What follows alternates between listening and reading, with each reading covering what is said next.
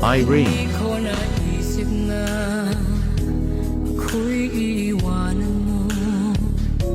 Anong pagkakamali ng puso ko? Sana'y nasabi mo. Di pa ba sapat ang pag-ibig